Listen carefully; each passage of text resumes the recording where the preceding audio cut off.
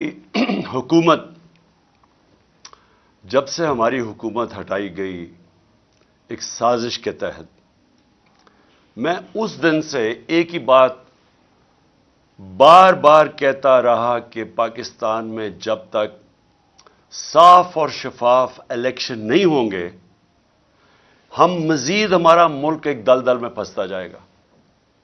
उससे पहले भी जब साजिश हो रही थी हमारी गवर्नमेंट गिराने की, तो उस वक्त जो आर्मी चीफ थे उसको मैंने समझाया कि जब भी आपने सियासी इस्तेकाम खत्म किया, एक गवर्नमेंट गिरा के, जब पॉलिटिकल इंस्टेबिलिटी, जैसी गवर्नमेंट गिरेगी पॉलिटिकल स्टेबिलिटी आएगी, मैं तब कहा कि आप कोई भी, और खास तौर पे ये लोग जिनको मैं 30 साल से जानता हूं, माशियत को नहीं संभाल सकेंगे। और शौकत तरीन को भी भेजा समझाने की कोशिश की कि किधर पाकिस्तान खड़ा है, दुनिया का क्या माहौल है। यूक्रेन की जंग शुरू हो चुकी थी, कमोडिटी सुपर साइकिल, कीमतें ऊपर चली गई थी दुनिया में। तो जो हमारे लिए मुश्किलात थी, वो मुश्किलात बढ़नी थी जैसे ही एक हुकूमत को हटाते और सियासी इस्तेकाम खत्म होता। तो मैंने अपनी पूरी कोशिश की, अपनी गवर्नमेंट भी मैंने डिसॉल्व कर दी। लोगों को ये याद नहीं कि अप्रैल के पहले हफ्ते में मैंने अपनी गवर्नमेंट डिसॉल्व कर दी थी। मैंने कहा इलेक्शंस करवाओ। सुप्रीम कोर्ट में चले गए, हमें शिकस्त हो गई, हमने कबूल कर ली। हम इनकी तरह रोते नहीं हैं। जब सुप्रीम कोर्ट का फैसला हुआ हमने कबूल कर लिया, हमारी गवर्नमेंट चली गई। उसके बाद मैं बार बार ये कहता रहा कि जब तक आप इस मुल्क में इलेक्शन नहीं करवाएंगे, सियासी तौर पे मुल्क स्टेबल नहीं होगा। और अगर सियासी तौर पे स्टेबल नहीं होगा तो माशी भी इस्तेकाम नहीं आएगा। और जैसे जैसे हमारी माशियत नीचे जाती रही, मैं बार बार तोते की तरह यह कहता रहा कि ये इलेक्शंस करवाओ। लेकिन मसला यह आ गया कि ये जो पीडीएम की पार्टीज थी, ये भी और जो इनके पीछे हैंडलर्स थे, दोनों डर गए इलेक्शंस करवाने से। और वो इलेक्शंस इसलिए नहीं करवा रहे थे कि जैसे जैसे अवाम खड़ी होती गई तहरीक इंसाफ के साथ, उस गवर्नमेंट के साथ, यानी कभी भी पाकिस्तान की तारीख में एक गवर्नमेंट गिराई गई हो, कभी अवाम उसके लिए नहीं निकली। यानी हमारी मैं सारी तारीख जानता हूं, मैं तकरीबन जिस तरह पाकिस्तान के साथ बड़ा हुआ हूं, जब मार्शल लॉ भी लगता था तो लोग आके मिठाइयां बांटते थे। जो भी गवर्नमेंट 90 की दिहाई में गिरती थी, लोग मिठाइयां बांटते थे। तो यह पहली दफा हुआ कि पब्लिक सड़कों पे आ गई, लाखों लोग सड़कों के ऊपर आए और उन्होंने कहा कि यह हम मानते नहीं, ये जो साजिश करके रजीम चेंज किया गया।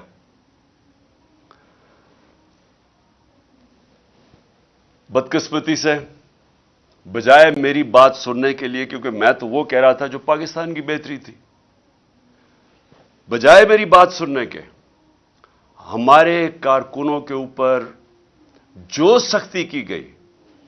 मैं जनरल मुशर्रफ के मार्शल लॉ के अंदर ऑपोजिशन में था। मुझे जनरल मुशर्रफ के मार्शल लॉ में मैं जेल में गया।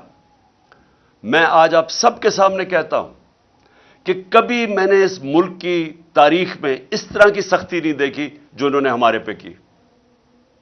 कारकुनों को जेलों में डाला। 25 मई को मैं बार बार कहता हूं, जो जुल्म किया इन्होंने, लोगों के घर 3-3 बजे लोगों के घरों में घुस के, ना चादर ना चार दीवारी, लोगों को उठा के ले गए। कभी ऐसे नहीं हुआ पाकिस्तान में। हमारे खिलाफ 3 लॉन्ग मार्चेस हुई, कितनी एफआईआर काटी और किसको कौन सा पुलिस एक्शन लिया, कितनी टीयर गैसिंग हुई। लेकिन 25 मई को जो उन्होंने हमारे से किया, और उसके बाद मुसलसल करते रहे, एफआईआर्स के ऊपर एफआईआर्स काटते गए मेरे कारकुनों पे, लोगों को जेलों में डाला, फिर वो निकले, फिर कचहरियों में चक्कर लगाए, हरासा किया गया। मेरे ऊपर अब तक 74 एफआईआर कट चुकी हैं। कितनी दफा मैं कचहरियों में फिरा हुआ हूं और बेलें करवाता फिरा हूं। صرف اور صرف ہمیں دبانے کے لیے کہ ہم شاید ڈر جائیں گے، ہم گھبرا جائیں گے، ہم دل برداشتہ ہو جائیں گے۔ صحافیوں سے جو کیا گیا، کبھی پاکستان میں اس طرح، اور صحافیوں سے کن سے کیا گیا؟ وہ صحافی جن کی اس معاشرے کے اندر ایک پہچان تھی، کریڈیبلٹی تھی، محب وطن تھے، ان صحافیوں سے جو انہوں نے کیا، اور یہ قوم کبھی نہیں بھولے گی جو ارشد شریف سے کیا، کبھی نہ میں بھولوں گا یا قوم بھولے گی کہ ایک ایسا آدمی جس کی کوئی قیمت نہیں تھی ضمیر کی، محب وطن پاکستانی، اس سے جو کیا گیا یہ قوم ہمیشہ یاد رکھے گی۔ اس کے علاوہ اعظم سواتی، شہباز گل، ہمارے لوگوں کو جو انہوں نے پکڑ کے تشدد کیا، کسٹوڈیل ٹارچر کی گئی، اور ان سے جو ان کے سامنے جو ان کی ننگا کر کے تشدد کر کے ان کی ویڈیوز بنائی گئی۔ اعظم سواتی کی ویڈیو ہمارے ایم پی کو دکھائی گئی جس کو کہہ رہے تھے کہ نون لیگ میں چلے جاؤ، عمران خان پہ کاٹا مار دیا ہے، اس کا تشدد کرتے ہوئے اعظم سواتی کی ویڈیو دکھائی گئی۔ پھر جو نیچے گرے ہیں یہ لوگ، جو گندی ویڈیوز، جو آڈیو لیکس، جو اعظم سواتی کے گھر ان کی بیوی کو اور بیٹی کو جو گندی ویڈیو بھیجی گئی، کبھی اس ملک میں ایسے نہیں ہوا۔ اور پھر سلمان فاروقی، اس کو پکڑ کے ننگا کر کے اس کو مارا گیا، اس کو دھمکایا گیا۔ سوشل میڈیا کے بچوں سے چونکہ 17-18 سال کے بچوں کو پکڑ کے انہوں نے اٹھا کے لے گیا، ان کو مار دھاڑ کے ڈرا دھمکا کے گھر واپس بھیجا گیا۔ ایسے کبھی نہیں ہوا پاکستان میں۔ تو کوشش یہ کی گئی کہ ظلم اور خوف پھیلا کے، تو یہ جو ایک تحریک انصاف کے ساتھ قوم جڑ گئی تھی، کسی طرح تحریک انصاف کو ختم کیا جائے۔ تو میں اس لیے بھی آج اپنے کارکنوں کو خاص طور پہ مبارک دے رہا ہوں کہ جس طرح میرے لوگ کھڑے ہوئے، ہر چیز برداشت کی۔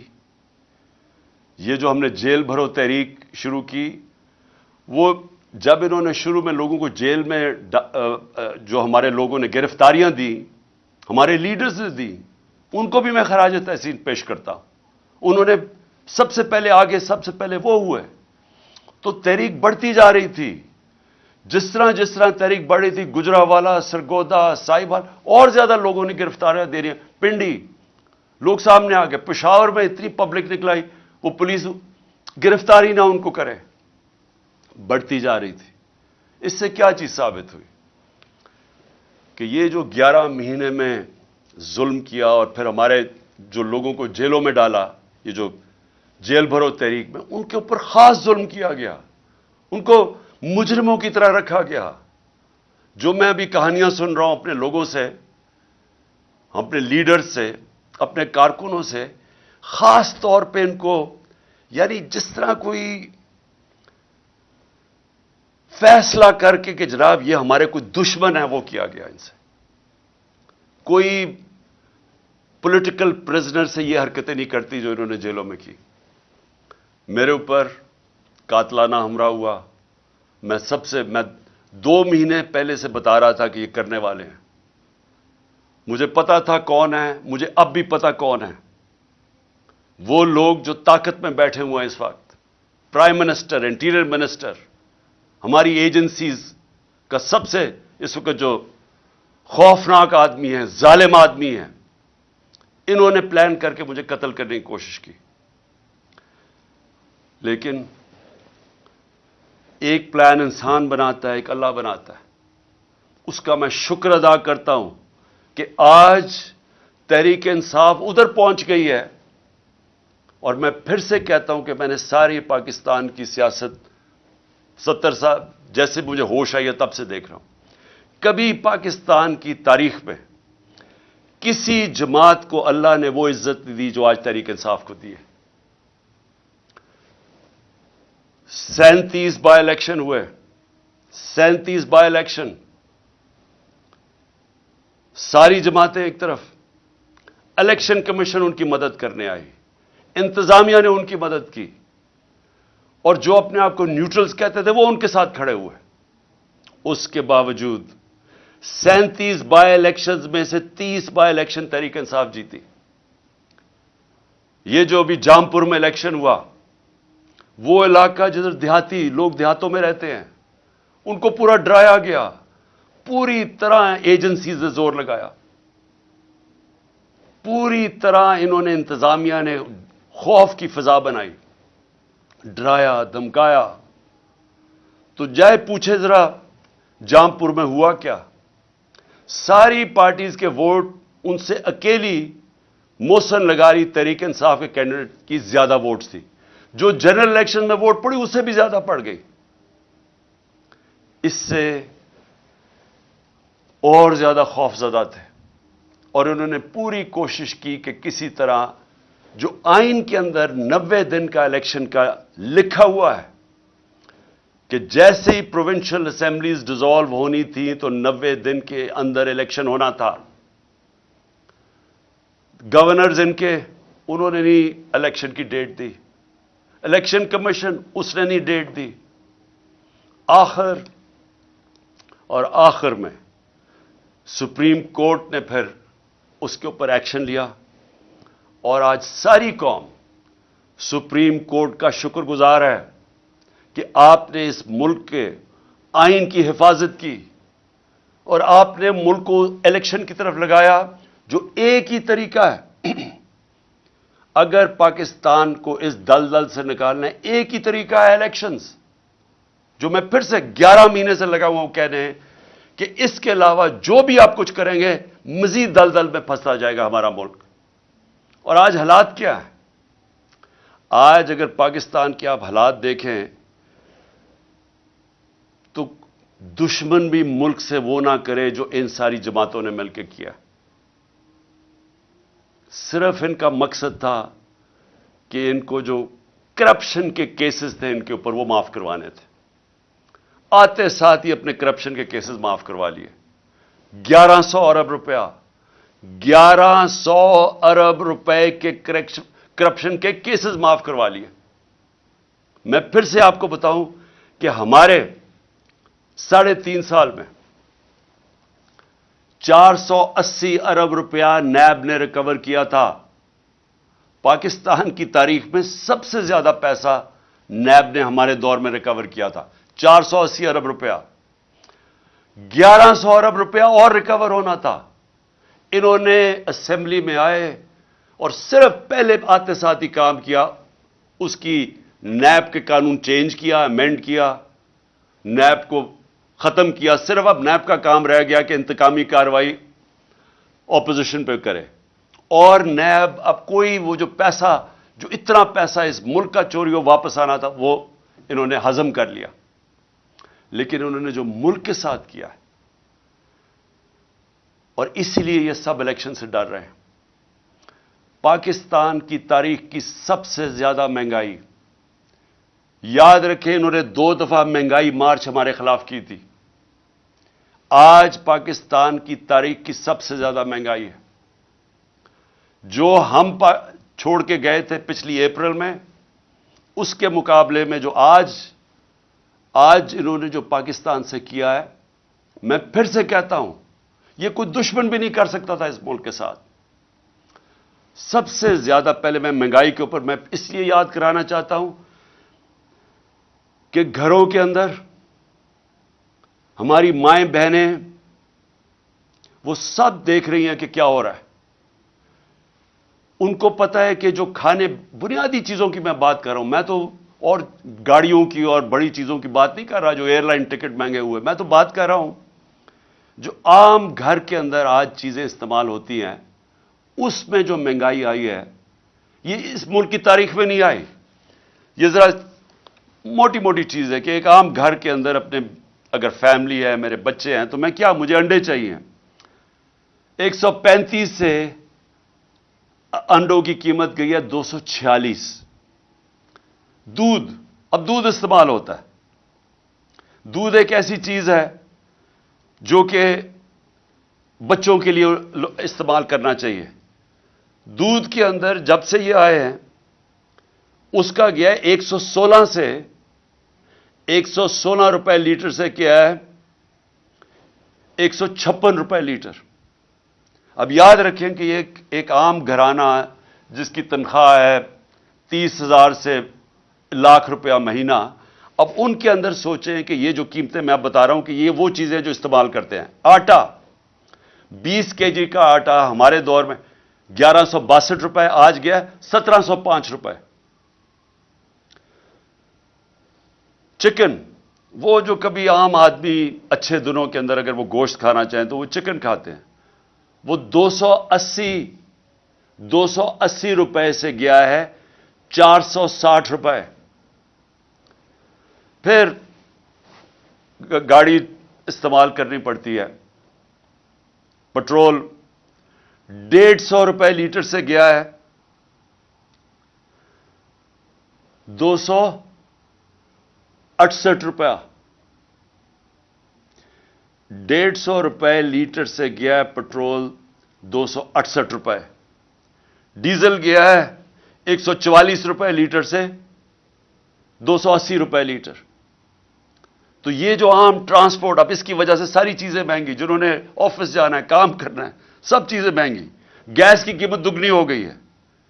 बिजली, अब बिजली की कीमत जिस रेट पे अभी बढ़ी है और जो सरचार्जेस लगा के बढ़ रहे हैं वो तकरीबन दुगनी हो गई है। ट्यूबवेल, किसानों के लिए मैं बात कर रहा हूं, मैं सिर्फ इसलिए ये जरा मोटी मोटी चीजें बाकी मैं नहीं बताता। किसानों के लिए ट्यूबवेल, अब वो किसान ट्यूबवेल इस्तेमाल करता है, उसको अपनी फसलें उगानी होती हैं, उसको जो पैसा बचता है वो फिर वापस लगाता है। लेकिन ट्यूबवेल हमने सब्सिडाइज किया होता 8 रुपए यूनिट, 8 रुपए था ट्यूबवेल का, आज वो चला गया है 36 रुपए, 4 गुना ज्यादा महंगा हो गया। फिर हुआ क्या, मैं सिर्फ जल्दी से यह बता दूं कि आज हालात हमारे हैं क्या। जो रुपया गिरा है, हमारे 3.5 साल में डॉलर के मुकाबले में रुपया गिरा था 55 रुपए, 3.5 साल में। ये याद रखें कि इन 3.5 साल में आलमी महंगाई थी, कोरोना की वजह से सप्लाई लाइंस इफेक्ट हुई थी, उसकी वजह से सारी दुनिया में महंगाई थी, जिसको कमोडिटी सुपर साइकिल कहते हैं। बिजली महंगी, सब चीजें महंगी होगी, तेल महंगा हो गया। उस वक्त, हमारे वक्त के अंदर इस महंगाई के बावजूद जो पाकिस्तान था उसके मुकाबले में आज देखें कि महंगाई आज किधर गई। उस पाकिस्तान के अंदर जो हमारी इकोनॉमी ग्रो कर रही थी 6% पे, आज वो 0 पे चली गई है। और जो लोगों को खौफ आ रहा है कि जिस तरह मुल्क में से पैसा बाहर जा रहा है, जिस तरह इंडस्ट्री बंद हो रही है, जिस तरह किसान मुतासिर हो रहा है, खौफ अब यह है कि ये जब 0 पे जब पहुंच जाएगी ग्रोथ रेट, इसका मतलब बेरोजगारी और बढ़ जाएगी। और बेरोजगारी एक तरफ बढ़ेगी, दूसरी तरफ महंगाई बढ़ रही है। और आगे मायूसी है कि 8 लाख पाकिस्तानी प्रोफेशनल्स मुल्क छोड़ के बाहर चले गए। यह है मायूसी का आलम इस दौर में। दो और चीजें मैं आपको बता दूं कि इस दौर में कोई बड़ा मसला नहीं आया। हमारे दौर में कोरोना आया, जो सदी में एक दफा इतना बड़ा एक अजाब आता है। सदी में एक दफा इस तरह का एक सानिया होता है जो सारी दुनिया में, कोरोना ने दुनिया में जो इंपैक्ट किया। हमारे दौर में उसके बावजूद हमारा मुल्क भी आगे जा रहा था, हमारी माशत भी 6% पे बढ़ रही थी। 17 सालों के बाद इस तरह ऊपर जा रहा था। इंडस्ट्री वो रिकॉर्ड परफॉर्म कर रही थी, वो आगे बढ़ रही थी। हमारा जो ज़राई पैदावार थी वो 4.5% पे थी, वो कोई 17 साल के बाद ऊपर मुल्क जा रहा था। तो जब मुल्क ऊपर भी जा रहा था, रोजगार 50 लाख नई नौकरियां मिली हमारे दौर में। तो उस मुश्किल हालात के अंदर, कोरोना के बावजूद, कमोडिटी सुपर साइकिल के बावजूद, हम जब वो मुल्क को संभाल रहे थे, तो इनके कौन सी क़यामत आई कि आज पाकिस्तान इधर आके खड़ा हो गया। आज جو سب سے بڑا مسئلہ ہے کہ آج اگر جس طرح ہم جا رہے ہیں ابھی مزید اور مہنگائی آنے والی ہے. ابھی یہ جو روپیہ گرا ہے، حال ہی میں جو روپیہ ابھی اور گرا ہے، اس کا بھی اور امپیکٹ پڑے گا، اور بھی تیل اور پٹرول اور مہنگے ہونے لگے، اور یہ مزید اور ہم دلدل میں دھستے جائیں گے. تو اس کا حل کیا ہے؟ میں آج اصل میں اپنی، کیونکہ یہ الیکشن ہماری کیمپین شروع ہونے لگی ہے، تو میں پہلے اب آپ کو بتاتا ہوں کہ راستہ کیا ہے اس میں سے نکلنے کا. قوم آج یہ پوچھ رہی ہے کہ اگر تحریک انصاف آتی ہے تو ہم کیا کریں گے، ہم کیسے قوم کو اس مشکل وقت سے نکالیں گے. سب سے پہلے جب تک اس ملک کے اندر ایک گورنمنٹ نہیں آتی جو ایک پبلک مینڈیٹ لے کے آئے، جو پبلک کی ووٹ سے آئے، جو پبلک جس پہ اعتماد کرے. پہلا تو اگر ملک کو اب اس دلدل سے نکالنا ہے، پہلے تو وہ گورنمنٹ چاہیے جس کے ساتھ پاکستان کی قوم کھڑی ہو، اور وہ صرف الیکشن سے آ سکتی ہے. میں یہ امید رکھ رہا تھا کہ جب 2 صوبوں کے اندر الیکشن اب سپریم کورٹ نے کہہ دیا اور وہ ہوں گے انشاءاللہ 30 اپریل کو، تو میں امید یہ رکھ رہا تھا کہ اتنی ان میں عقل آ جائے گی کہ بجائے 60% پاکستان میں الیکشن ہو، جنرل الیکشن کر دیں. اس سے ملک میں، کیونکہ جنرل الیکشن ہوگا تو ملک کے اندر استحکام آئے گا. کیونکہ جو بھی ہم کریں گے، جب تک ایک گورنمنٹ، ایک پاکستان کے اندر نیشنل الیکشنز ہو کے ایک گورنمنٹ نہیں آتی، تو سیاسی استحکام نہیں آنے لگا.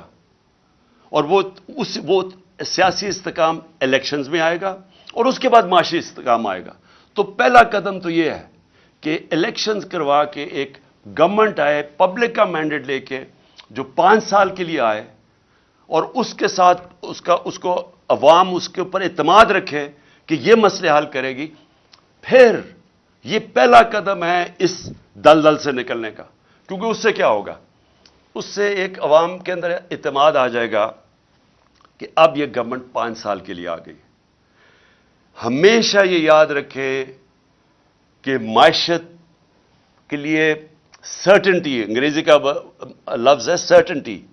جب تک لوگوں کو یہ اعتماد نہیں ہوتا کہ میں اگلے 2 3 4 5 سال تک یہی رہے گی حکومت، یہی پالیسیز رہیں گی، جب تک یہ اعتماد نہیں ہوتا، جو بزنس مین ہے، جو انویسٹر ہے، وہ پیسہ اپنا نہیں لگاتا. کیونکہ انویسٹر ہمیشہ سب سے زیادہ ایک ایسی چیز ہے جو سب سے زیادہ موسم کو دیکھ کے گھبراتا ہے کہ آگے کیا ہوگا. کیونکہ اس نے آج پیسہ لگانا ہوگا تو وہ پیسے کے اوپر جب اس کی آمدنی واپس آنی ہے تو وہ ٹائم لگتا ہے. تو اس کے لیے سب سے زیادہ سیاسی استحکام چاہیے، اور وہ تب آتا ہے الیکشن سے، جب ایک ملک میں ایک سٹیبل گورنمنٹ آئے. تو پہلا قدم تو یہ ہے کہ اس وقت پاکستان کے لیے نمبر 1 چیز یہ ہے کہ ہم پولیٹیکل سٹیبلٹی لے کے آئیں. تو اس کے لیے الیکشنز کی ضرورت ہے. دوسری چیز، اب میں آپ کو بتا رہا ہوں کہ ہم نے اس میں سے نکلنا کیسے ہے. یہ جو جدھر ہم پہنچ گئے ہیں، جدھر یہ امپورٹڈ حکومت نے اس ملک کو آج پہنچا دیے، اپنے تو پیسے انہوں نے سارے کرپشن معاف کروا لی ہے، لیکن اب آگے تو ان کے پاس اب کوئی راستہ رہا ہی نہیں ہے. یہ تو جو بھی جب سے آئے ہیں جو باتیں کہتے رہے ہیں، وہ ملک تو مزید اور نیچے جاتا رہا. بڑا شور مچایا تھا کہ 200 سے میں نیچے لے کے جاؤں گا ڈالر کو. تو ڈالر تو آج جس طرح حالات نظر آ رہے ہیں وہ تو 300 پہ پہنچنے لگا. اور اس کے جو اثرات، پھر سے میں کہہ دوں کہ جب ڈالر، جو عام لوگوں کے میں بتا رہا ہوں کہ جب ڈالر 300 کا پہنچ جائے، یا بھی جو 280 کا پہنچ گیا تقریباً، تو اس کا مطلب سب سے بڑی چیز تیل مہنگا. تیل کا مطلب ڈیزل اور پٹرول مہنگا، پھر بجلی مہنگی. تو یہ تو پھر جو چیز آپ باہر سے لے کے آتے ہیں وہ سب چیزیں مہنگی، اور اس سے پھر ٹرانسپورٹ مہنگی. تو وہ ساری مہنگائی شروع ہوتی ہے جب آپ کا روپیہ گرتا ہے. باہر سے جو آپ چیزیں امپورٹ کرتے ہیں وہ ساری مہنگی ہو جاتی ہیں، اور جو سب سے بڑا امپیکٹ پڑتا ہے اس کا، وہ گھروں کے اوپر تب پڑتا ہے کہ جب بجلی، پٹرول، گیس سب مہنگے. دوسری چیز دیکھیں، اس کے لیے اگر ہم نے اب پاکستان کو جو حالات اب آ گئے ہیں اور جو سارے باہر کے جو ادارے ہیں جن کو موڈیز ہے یا یہ جو فچ ہے، یہ جو فیصلہ کرتے ہیں کہ ملک کی معیشت کی حالت کیا ہے، تو وہ جو فیصلہ کرتے ہیں کہ ملک میں کتنی سکت ہے، اس کی معیشت آگے بڑھ سکتی ہے یا یہ نیچے جا رہی ہے، تو وہ سارے اداروں نے آج پاکستان کو نیچے لے گئے ہیں کہ ڈیفالٹ کرنے لگا۔ ڈیفالٹ کا مطلب کہ جو ہم نے قرضے لیے ہوئے ہیں وہ اب واپس نہیں کر سکتے، ہمارے پاس آمدنی نہیں ہے وہ قرضے واپس کرنے، کیونکہ ہماری جو معیشت ہے وہ سکڑتی جا رہی ہے۔ گروتھ ریٹ کم ہونے کا مطلب معیشت کا سکڑنا۔ آپ مسئلہ اس وقت میں پھر آپ کو پہلے سمجھا دوں کہ مسئلہ کیا پاکستان کا۔ پاکستان کا مسئلہ یہ ہے کہ جو ملک میں ڈالرز آتے ہیں وہ کم ہیں اور جو ملک سے باہر ڈالرز جاتے ہیں وہ زیادہ ہیں۔ تو اس کا مطلب کیا ہوتا ہے کہ ہمارا ڈالر کے اندر خسارہ ہو جاتا ہے، جس کو کرنٹ اکاؤنٹ ڈیفیسٹ کہتے ہیں۔ جب یہ خسارہ ہو جاتا ہے ڈالر کا تو وہ روپے کے اوپر پریشر پڑنا شروع ہو جاتا ہے اور روپیہ گرنا شروع ہو جاتا ہے۔ اور وہی جو میں نے آپ کو، جب روپیہ گرتا ہے تو ساری چیزیں مہنگی ہو جاتی ہیں، غربت بڑھ جاتی ہے ملک میں۔ اور ملک میں جب روپیہ آپ کا گرتا ہے تو ملک کی آمدنی گر جاتی ہے۔ تو مثلا اب 100 روپیہ ڈالر مہنگا ہو گیا، اس سے کیا ہوا؟ اس سے ہماری پاکستانی، اگر آپ کے بینک میں پیسے پڑے ہوئے ہیں روپیوں میں تو وہ 100 روپے، اگر آپ کا 300 روپیہ پڑا ہوا ہے تو اس میں سے 100 روپیہ کم ہو گیا، اس کی یعنی خریدار کی پاور کم ہوگی۔ لیکن اگر آپ نے یہ جو سارے باہر سے امپورٹڈ گورنمنٹ ہے، ان کے تو سارا پیسہ باہر پڑا ہوا ہے، ان کے تو ڈالرز میں پیسے پڑے ہیں، ان کی پراپرٹیز، مے فیئر، بینک اکاؤنٹ سارے ڈالرز میں ہیں، تو ان کو مزید 100 روپے کا فائدہ ہو گیا۔ تو پاکستانی غریب ہو گئے اور یہ جو باہر سے چوری کر کے پیسہ باہر لے جاتے ہیں ان کی دولت میں اضافہ ہو گیا۔ تو سب سے جو میں یہ دوسرے پوائنٹ آپ کو کہنے لگا تھا کہ سب سے امپورٹنٹ اب چیز کیا ہے اس وقت، اس مشکل جو ہم آگے دیکھ رہے ہیں، اس سے اگر ہمیں نکلنا ہے تو ایک ملک کو یونائٹ ہونا پڑے گا، ہمیں متحد ہونا پڑے گا۔ یہ جنگ اب یہ ایسی نہیں لڑی جائے گی کہ گورنمنٹ آئی اور کوئی گورنمنٹ سمجھے کہ وہ اکیلی لڑ سکتی ہے۔ عوام کو ساتھ کھڑا ہونا پڑے گا، اداروں کو ساتھ کھڑا ہونا پڑے گا، سب کو متحد ہو کے اس کا مقابلہ کرنا پڑے گا۔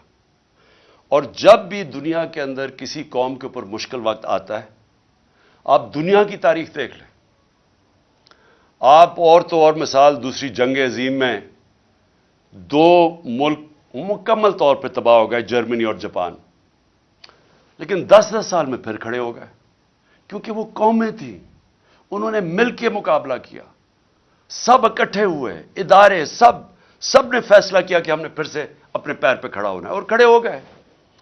جب قوم اکٹھی ہو جاتی ہے اس کے لیے کوئی چیز ناممکن نہیں ہوتی۔ قوم جب فیصلہ کر لیتی ہے کہ ہم نے اپنے پیر پہ کھڑا ہونا ہے، ایک غیرت مند ملک بننا ہے، کسی کے سامنے ہاتھ نہیں پھیلانا، جب اس میں خودداری آ جاتی ہے وہ پھر قربانیاں دیتی ہے، اور مشکل وقت سے نکلنے کے لیے ہمیشہ قربانیاں دینی پڑتی ہیں۔ اب میرا گھر ہے، قرضے چڑھ گئے، اب جب قرضے چڑھ گئے تو میں کیا کروں گا؟ میں اپنی آمدنی بڑھانے کی کوشش کروں گا، اور جب تک میری آمدنی بڑھتی میں اپنے خرچے کم کروں گا۔ اس کے علاوہ تو جب سے اللہ نے دنیا بنائی ہے اور کوئی دوسرا راستہ نہیں ہے۔ تو ہمارے سامنے بھی اب پاکستان کے سامنے یہ راستہ ہے، ہم نے اپنے خرچے کم کرنے ہیں، ہم نے ہر وہ ادارہ جو کہ پاکستان کے اوپر بوجھ بنا ہوا ہے، ہر وہ گورنمنٹ کارپوریشن جو بوجھ بنی، اب ہم نے سوچنا ہے کہ ہم کیسے ان کو ٹھیک کرنا ہے، اور اس کے لیے ہمیں وہ قدم اٹھانے پڑیں گے جو پاکستان نے اپنی تاریخ میں نہیں اٹھائے۔ ہم شارٹ کٹس لے لیتے ہیں، ہم ایڈ لے لیتے ہیں، ہم قرضے لے لیتے ہیں، اس سے کیا ہوتا ہے؟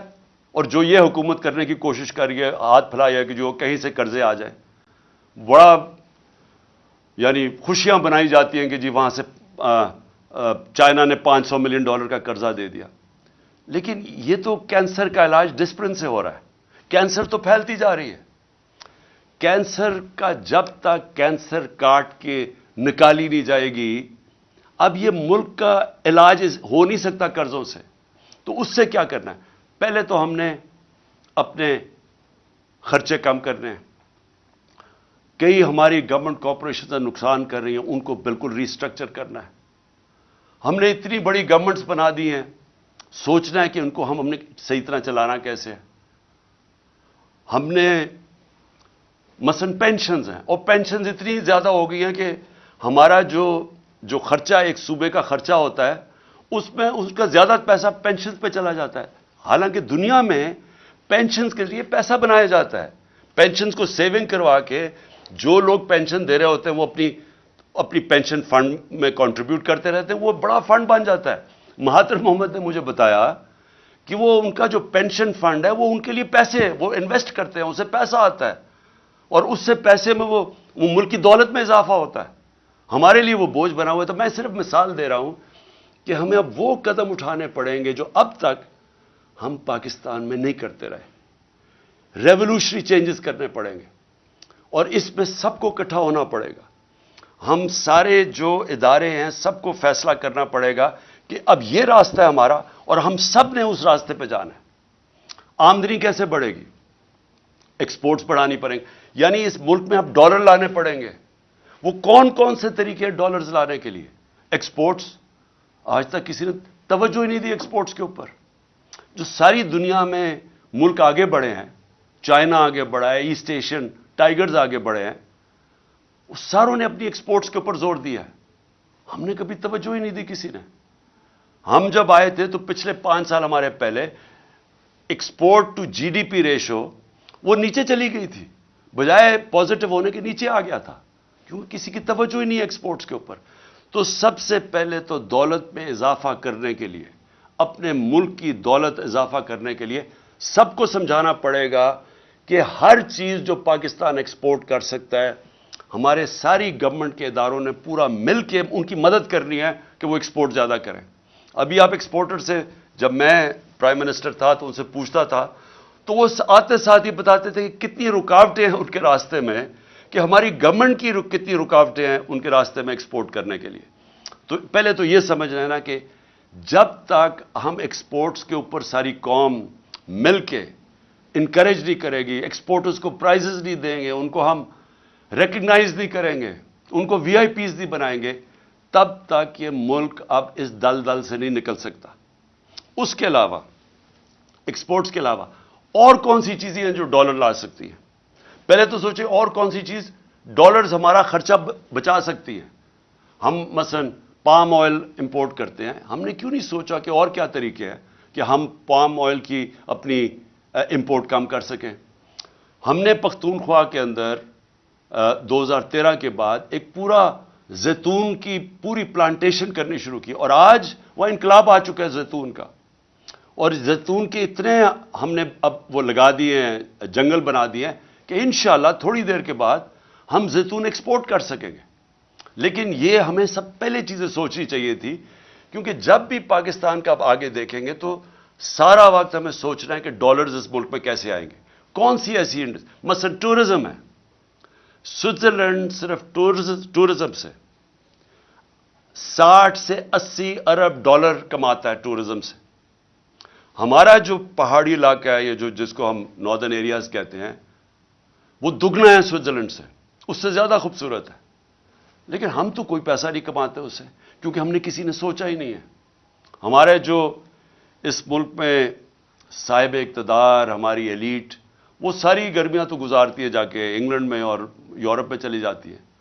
کسی کو پتہ ہی نہیں ہے کہ ہم کس طرح کی، اللہ نے ہمیں کس طرح کی نعمتیں دی ہوئی ہیں جو ہمارے ہیں. تو ہم نے کبھی سوچا ہی نہیں ہے اس کا. تو ایکسپورٹس بڑھانا، ٹورزم، پھر جس طرح میں نے کہا پام آئل، زیتون، ہر چیز وہ جو ہم باہر سے امپورٹ کرتے ہیں پاکستان میں ہر کچھ ہم اگوا سکتے ہیں. ہم نے کبھی اس کے اوپر نہیں سوچا. ہمارا سارا تقریباً کتنے 100 کلومیٹر کا ہمارا سمندر ہے، ادھر ہم سارا پام آئل اگا سکتے ہیں، کبھی کسی نے سوچا نہیں. پھر ہم کیسے، جو اصل اب چیلنج ہے میں آپ کو سمجھوں کہ انویسٹمنٹ لے کے آنی ہے پاکستان میں. ہم کیسے انویسٹمنٹ لا سکتے ہیں؟ میں اب آپ کو ہندوستان 6-6.5 گنا بڑا پاکستان سے ہے. پچھلے سال پاکستان میں جو انویسٹمنٹ آئی ہے 2022 میں $2 ارب. ہندوستان میں کتنی انویسٹمنٹ آئی ہے؟ $75 ارب. ہم جب تک ایک ملک میں انویسٹمنٹ ہی لے کے آئیں گے ہماری دولت کے اندر پھر بھی اضافہ نہیں ہوگا, کیونکہ انویسٹمنٹ جب ڈالرز میں آئے گی ہمارا جو ریزروز ہے ڈالر کے بڑھیں گے. ہمیں یہ مسئلہ نہیں آئے گا جو آج آیا ہوا ہے کہ ہمارے ریزروز ہی ختم ہو گئے, ڈالر ختم ہو گئے, روپیہ گر رہا ہے, مہنگائی بڑھ رہی ہے. کوئی پاکستان میں آج سرمایہ کاری کرنے کے لیے کیوں نہیں تیار؟ کیونکہ وہ ڈالر ہی خریدتے ہیں, اس کو ضرورت کیا جب روپیہ گر رہا ہے. باہر سے بھی کسی کو اعتماد نہیں ہے. تو تب جب انویسٹمنٹ جب تک پاکستان میں ہم نہیں لے کے آئیں گے صحیح معنی میں ہماری دولت میں اضافہ نہیں ہوگا. ہم نے ٹیکنالوجی زونز بنائے, ہم نے ایکسپورٹ زونز بنائے, ہم نے خاص طور پہ یہ بنائے اس لیے کہ جو باہر سے ہمارے ملک میں انویسٹ کرنا چاہتا ہے ادھر ہم نے ان کے لیے کنسیشنز دی, ہم نے ٹیکس بریکس دیے تاکہ وہ آئیں اور یہاں انویسٹ کریں. بدقسمتی سے جو ہمارا سب سے ہمسایہ چائنا وہ 2 سال بند ہو گیا کرونا کے اندر. جب کرونا آیا تو چائنا کے اندر تقریباً آنا جانا مشکل ہو گیا, ان کے کوارنٹین کے اتنے مشکل لاز تھے. تو وہ ہم نے وہ 2 سال مس کر دیے. لیکن فیوچر کے اندر ٹیکنالوجی زونز اور ایکسپورٹ زونز جو ہم نے مختص کیے ہوئے علاقے, ان کے اندر جس طرح چائنا جب آگے بڑھا تھا تو اس نے انوائٹ کی تھی انڈسٹری جو ان کی ایکسپورٹ زونز کے اندر آ کے انہوں نے پھر ایکسپورٹ شروع کی, اور اسی طرح چائنا کی یہ 30-35 سال پہلے انہوں نے کی اور آج کہاں سے کہاں پہنچ گیا. تو ایکسپورٹ زونز ہیں, ٹیکنالوجی زونز, اور ٹیکنالوجی کی اب ذرا میں ٹیکنالوجی یہ دیکھیں, آئی ٹی ایکسپورٹس.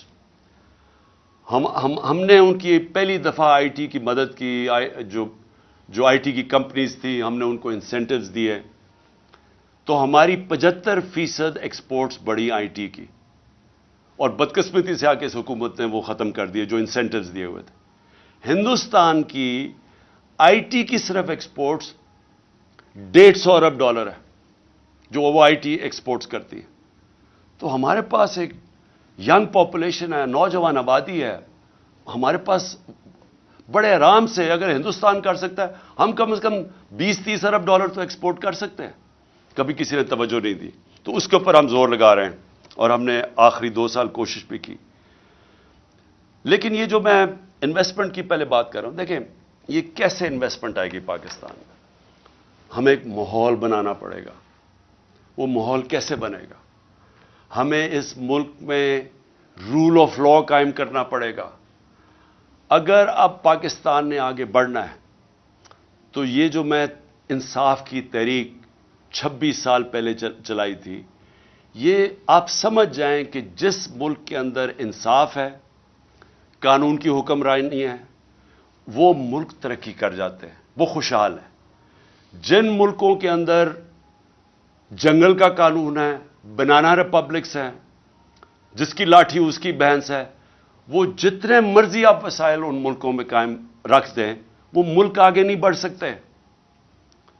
میں یہ بار بار آپ کے سامنے یہ کہتا رہا ہوں کہ جو مدینہ کی ریاست میرے نبی صلی اللہ علیہ وسلم نے بنائی تھی اس کی بنیاد عدل اور انصاف تھا.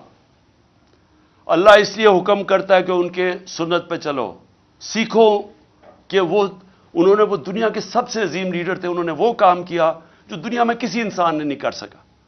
انہوں نے اس ملک کو کہاں سے, اب مدینہ کو دنیا کی امامت کی وہاں سے اٹھ کے ان لوگوں جن کی حیثیت کوئی نہیں تھی, تو سب سے پہلے مدینہ میں عدل اور انصاف قائم کیا.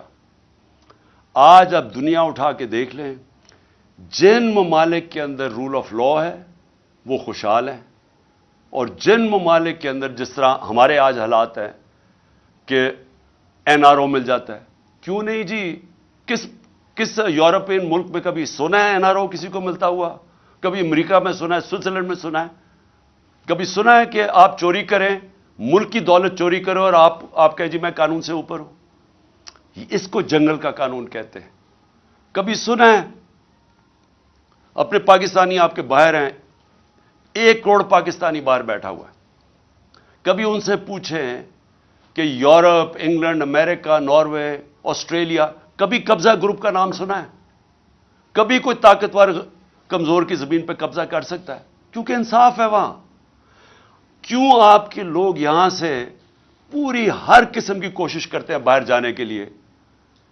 ابھی مجھے افسوس ہوا، ہماری ایک ہاکی پلیئر تھی، ترکی سے جاتے ہوئے اٹلی، وہ ان کی کشتی ڈوب گئی، اس میں پتہ نہیں کتنے 26 پاکستانی بھی ڈوب گئے، اور وہ ہماری ہاکی پلیئر بھی ڈوب گئی. تو کیوں سوچا کہ کیوں اتنے لوگ چانس لیتے ہیں؟ ہر روز آپ پڑھتے ہیں کہ وہ کشتیوں میں جانے کی کوشش کر رہے ہیں یورپ میں، اور وہاں راستے میں ڈوب جاتے ہیں. کیوں جاتے ہیں؟ وہاں پیسے تو کوئی بانٹ نہیں رہا. ان ملکوں کے اندر انصاف ہے. انصاف کا مطلب کیا ہے؟ کہ میں اگر محنت کروں گا مجھے محنت کا پھل ملے گا.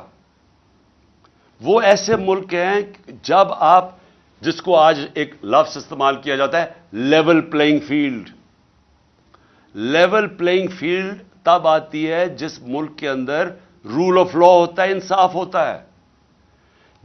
جب ایک ملک کے اندر انصاف ہوتا ہے لوگوں کو تحفظ ملتا ہے، ان کے جس کو فنڈامنٹل رائٹس کہتے ہیں، بنیادی حقوق کو ان کے ملک کا قانون حفاظت کرتا ہے ان کی.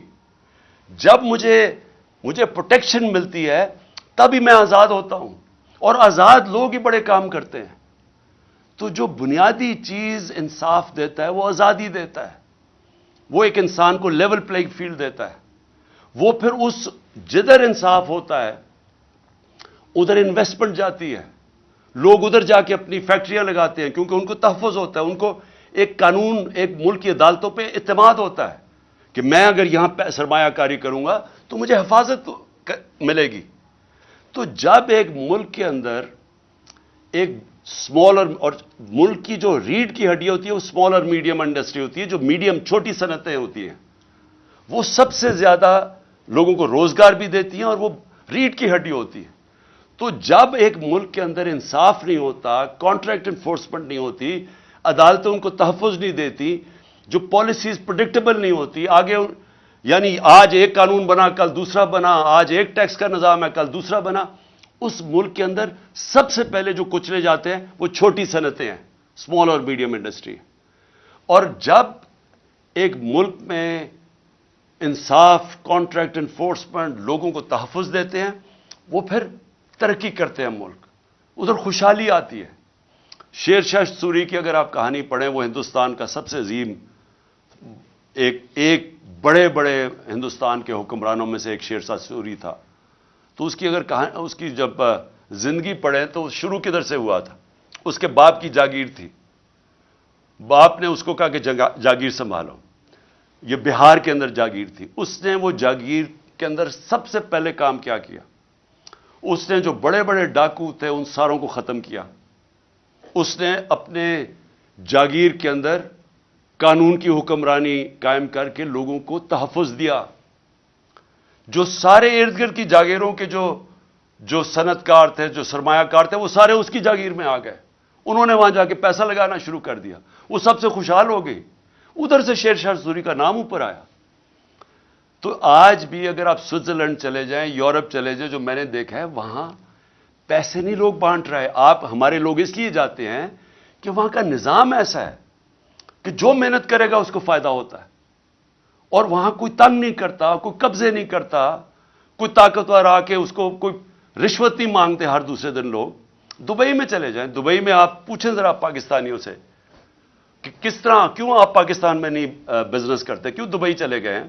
تو وہ پوچھیں، وہ آپ کو بتائیں گے کہ کوئی تنگ نہیں کرتا ان کو پتہ ہے یہ ٹیکس ہے، اتنا دو، آرام سے محنت کرو، کام کرو، آپ کو فائدہ ہوگا.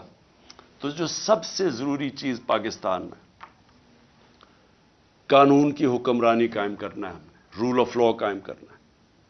یہ مجھے بڑے لوگوں نے میرے سے پوچھا کہ جی یہ آپ کیسے قائم کریں گے؟ یہ میں 26 سال سے کوشش کر رہا ہوں. میں نے لوگوں کو میرے سے جب بات کرتے ہیں کہ جی عمران صاحب دیکھیں آپ یہ اپوزیشن ہے، آپ ان سے بات کیوں نہیں کرتے؟ میں ان سب کو اب سے نہیں پہلے سے بھی کہہ رہا ہوں کہ پولیٹیشین سب سے بات چیت کرتا ہے. پولیٹیشینز کسی سے کٹی نہیں کرتا. پولیٹیشینز کا کام ہوتا ہے سب سے بات کر کے اپنے موقف کے ارد گرد لانا، یا ان کی بات سننا، اپنی سننا، اور پھر کوئی بیچ میں کوئی گراؤنڈ پہ پہنچنا. لیکن جو لوگ ملک کا پیسہ چوری کرتے ہیں، آپ ان کے ساتھ کیسے سمجھوتا کر سکتے ہیں؟ مجھے اگر یہ بار بار، جب 3.5 سال میں گورنمنٹ میں تھا، مجھے بار بار کہتے رہے کہ جی ان کو آپ این آر او دے دیں. جنرل باجوہ نے کہا کہ ان کو این آر او دے دو. وہ جب میں ان سے بات کریں ہم نے فیٹف کا بل پاس کرنا ہے، وہ کہتے جی این آر او دے دو. میں این آر او نہیں دے سکتا کیونکہ میرا پیسہ انہوں نے نہیں چوری کیا، پیسہ عوام کا چوری کیا ہے. میں کون ہوتا ہوں کہ عوام کا پیسہ ان کو معاف کر دوں؟ اور جب آپ ان کو معاف کرتے ہیں تو باقی چوروں کو کیوں پکڑتے ہیں؟ پھر جیلوں میں بیچارے غریب لوگ کیوں پھنسائے ہوئے ہیں؟ میں سب سے بات کرنے کے لیے تیار ہوں، سب سے سمجھوتا کرنے کے لیے تیار ہوں، کیونکہ جو آگے پاکستان کے حالات ہیں، میں پھر سے کہہ رہا ہوں کہ ساری قوم کو مل کے ان کا مقابلہ کرنا پڑے گا. میرے اوپر قاتلانہ حملہ ہوا، مجھے پتہ ہے کس نے حملہ کیا. میرے اوپر حملہ ہوا، میں معاف کرنے کے لیے تیار ہوں ملک کی خاطر، کیونکہ ہمارے نبی صلی اللہ علیہ وسلم نے، جن کے ہم امتی ہیں، انہوں نے جب فتح مکہ ہوا تو انہوں نے جن لوگوں نے ان کے اوپر ظلم کیا تھا انہوں نے سب کو معاف کر دیا. نیلسن منڈیلا نے اسی سنت پہ چلتے ہوئے، کیونکہ وہ تو رحمت العالمین ہے نا، وہ تو سب انسانوں کے لیے ایک رحمت بن کے آئے تھے. تو نیلسن منڈیلا نے جب 27 سال جیل میں گزارے، جب وہ باہر نکلا تو اس نے سب کو معاف کر دیا جنہوں نے اس کے اوپر ظلم کیا تھا. اور اس نے یہ کہا کہ ٹروتھ اینڈ ریکنسیلیشن، بس یہ سچ بول دو کہ آپ نے یہ ظلم کیا ہے تو ہم آپ کو معاف کر دیتے ہیں. ساؤتھ افریقہ کو بچا گیا، وہاں خون خرابہ ہونا تھا. آج بھی پاکستان جدھر کھڑا ہے اس وقت ملک کو اکٹھا ہونا ہے. تو میرے لیے، میں اپنی اگر ذات کے لیے پالیٹکس کر رہا ہوتا تو میں بھی کہاں جی اس کو میں نہیں چھوڑوں گا تو اس سے میں بدلہ لوں گا تو فلانے سے لوں گا. یہ میری ذات کی بات نہیں ہے، یہ ملک کی بات ہے. اور ملک آج ادھر کھڑا ہے. پاکستان کی تاریخ میں اتنا برا وقت پاکستانیوں پہ نہیں آیا. اس وقت جو اندازہ یو این ڈی پی اندازہ لگا رہی ہے کہ 1 کروڑ لوگ غربت کی لکیر سے نیچے چلے جائیں گے. ایک اندازے کے مطابق 50 لاکھ لوگ وہ بھوکے رہ جائیں گے. جو آج کل حالات ہے، تو ہم سب کی ذمہ داری ہے کہ اپنے ملک کے لوگوں کی جو اس وقت مشکل حالات میں ہیں، جو مہنگائی میں وہ حالات ہیں جو کبھی پاکستان میں نہیں تھے، ہمیں ان کو سامنے رکھنا ہے، اپنی ذات کے اوپر نہیں آنا. ان کے لیے ہمیں ملک کو اکٹھا کرنا ہے. ہم نے آگے اس ملک کو پیر پہ کھڑا کرنا ہے تو شروع ادھر سے ہوگا جدھر ایک سارے ادارے مل کے اب فیصلہ کریں. عدلیہ، ہماری عدلیہ کا بہت بڑا رول ہے. جوڈیشل ریفارمز چاہیے. ہم اپنی عدلیہ کے اندر ریفارمز کریں تاکہ انویسٹر آئے. سب سے زیادہ پاکستان کا اثاثہ میرے پاکستانیوں یاد رکھیں اوورسیز پاکستانی ہیں. یہ جو آپ کے تقریباً 1 کروڑ پاکستانی باہر بیٹھا ہوا ہے، ان کا پیسہ ڈالروں میں کمایا جا رہا ہے. یہ اتنا بڑا اثاثہ ہے کہ ہم تھوڑی عقل استعمال کر لیں، ملک میں ماحول ٹھیک کر دیں، جس کو کہتے ہیں انویسٹمنٹ انوائرمنٹ ٹھیک کر دیں، ایز آف ڈوئنگ بزنس کر دیں. ہم ان کے لیے رکاوٹیں کم کر دیں. ہم اپنی بیوروکریسی کو، سول سروس کو، اپنی عدلیہ کو، اپنی فورن مشنز جو بیٹھی ہوئی ہیں، ہماری جو فورن ایمبیسیز ہیں، سب کو لگا دیں کہ ہم نے ان کو سہولتیں دینی ہیں پاکستان میں، تاکہ یہ اب پاکستان میں سرمایہ کاری کریں. آپ کو اندازہ نہیں کہ اس ملک میں کتنا پیسہ آ سکتا ہے. جو ہم تھوڑے تھوڑے ڈالرز کے لیے ذلیل ہو رہے ہیں دنیا میں، ایک دفعہ بیرون ملک پاکستانیوں کے لیے ہم ماحول بنا دیں، اس ملک میں اتنا پیسہ آ سکتا ہے، ڈالرز آ سکتے ہیں کہ ہمیں کبھی آئی ایم ایف کے پاس جانا نہ پڑے. آپ کو میں ابھی بلومبرگ، ایک وہ میگزین ہے بلومبرگ، اس میگزین کے اندر، کیونکہ دنیا کے اندر دنیا کے جو ملک ہیں ان کی معیشت کے اوپر وہ کامنٹ کرتی ہے. دبئی میں، ذرا یہ غور سے سنیں، دبئی میں 20,000 پاکستانی 20,000 پاکستانیوں نے پراپرٹیز خریدی ہیں 10.4 ارب ڈالر کی. ہم آئی ایم ایف کے پیچھے ہمارا پروگرام تھا 6 ارب ڈالر کا, ہم نے 3 ارب ڈالر لیے تھے اپنے دور میں. ہم اس کے لیے اپنی آزادی بھی کھو بیٹھتے ہیں, اپنی عزت بھی کھو بیٹھتے ہیں. صرف 20,000, یاد رکھیں 1 کروڑ پاکستانی باہر ہے, 20,000 پاکستانیوں نے دبئی میں 10.4 ارب ڈالر کی پراپرٹی خریدی ہے. تو وہ پہلے تو پوچھیں وہ دبئی میں کیوں خرید رہے ہیں, اور وہ تو یہاں سے پیسہ باہر جا رہا ہے نا. ہمیں پتہ ہے کہ یہاں بڑے بڑے جو بدقسمتی سے یا طاقتور لوگ جو یہ پیسہ چوری کرتے ہیں وہ سارا باہر بھیج دیتے ہیں. یہ جو سارے مے فیئر کے فلیٹ اور یہ سارا یہاں کا چوری کیا ہوا پیسہ گیا ہوا ہے. تو میں تو صرف دبئی کی بات کر رہا ہوں, میں تو یورپ کی نہیں بات کر رہا, میں امریکہ کی نہیں بات کر رہا, میں انگلینڈ کی بات نہیں کر رہا, لندن میں کتنی پراپرٹیز ہے پاکستانیوں کی اس کی بات نہیں کر رہا, میں تو صرف دبئی کی بات کر رہا ہوں. سوچیں پاکستانیوں کا یہ تو ملک سے باہر پیسہ جا رہا ہے. یہ سوچ لیں کہ ان 1 کروڑ پاکستانیوں میں سے اگر 5 لاکھ پاکستانی فیصلہ کریں پاکستان میں سرمایہ کاری کرنے کا, میں آپ کو یقین دلاتا ہوں کہ پاکستان کے ڈالر کا مسئلہ حل ہو جائے گا. لیکن اس کے لیے رول آف لا, قانون کی حکمرانی, وہ ماحول بنانا پڑے گا جس میں ان کے لیے آسانیاں ہم پیدا کریں تاکہ وہ پیسہ اپنا لے کے آئیں. اور یہ دنیا میں جب ویتنام, یہ جو ملک آگے بڑھے ہیں, ان ساروں نے ماحول پیدا کیا جدھر سے باہر سے انویسٹمنٹ آئی. لیکن ان کے پاس ان کے لوگوں نے نہیں کی, انہوں نے تو چائنیز انویسٹمنٹ لے کے آئے ویتنام میں.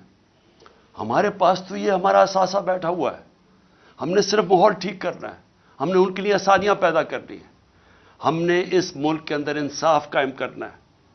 اور انصاف کا مطلب قانون کے سامنے سب ایک برابر. جب تک یہ نہیں ہوگا یہ ملک آگے نہیں بڑھ سکتا. میں آپ کو بار بار نبی صلی اللہ علیہ وسلم کی جو حدیث ہے کہ تمہارے سے پہلے بڑی قومیں تباہ ہوئی, جب طاقتور چوری کرے اسے نہ پکڑو اور کمزور کو جیلوں میں ڈالو, وہ قوم تباہ ہو جاتی ہے. یہ ہماری تباہی کا سب سے بڑا مسئلہ آج یہ ہے کہ طاقتور چوری کر کے کہتا ہے NRO دے دو, نہیں تو ہم تمہاری گورنمنٹ نہیں چلنے دیں گے, اور ہم صرف چھوٹے چوروں کو جیل میں ڈالتے ہیں, ملک تباہ ہو جاتا ہے. تو سب جو ان ساری چیزوں کو ایک اگر پوائنٹ سب سے زیادہ وہ ہے قانون کی حکمرانی, رول آف لا.